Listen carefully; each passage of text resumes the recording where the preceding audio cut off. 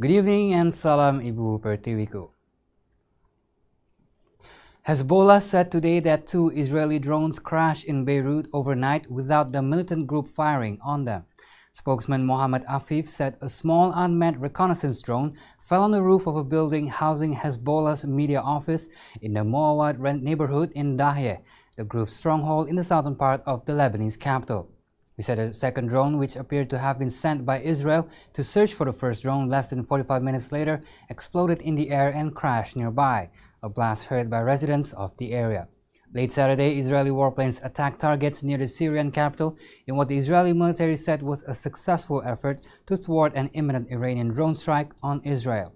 The late-night airstrike, which triggered Syrian anti-aircraft fire, appeared to be one of the most intense attacks by Israeli forces in several years. It was not immediately clear if the incidents in Syria and Lebanon were related. There was no immediate Israeli comment on Hezbollah's remarks. A Saudi-led military coalition fighting the Houthis in Yemen set it down a drone today that the Iran-aligned group launched in the direction of a Saudi airbase.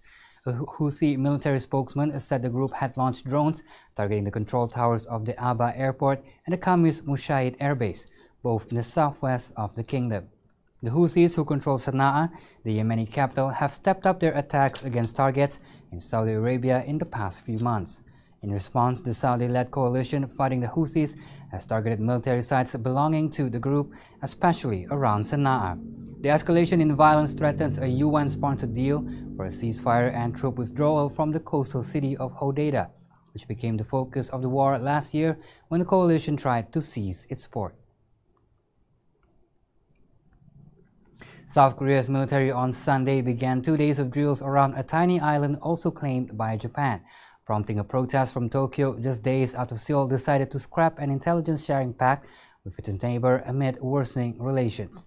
Tokyo and Seoul have long been at loggerheads over the sovereignty of the group of islets called Takeshima in Japanese and Dokdo in Korean, which lie about halfway between the East Asian neighbors and the Sea of Japan, also known as the East Sea. The South Korean Ministry of Defense officials said the military drills were scheduled to begin on Sunday and will include naval, air, and army forces. The Japanese Foreign Ministry called on the drills unacceptable and said it had launched a protest with South Korea calling for them to end.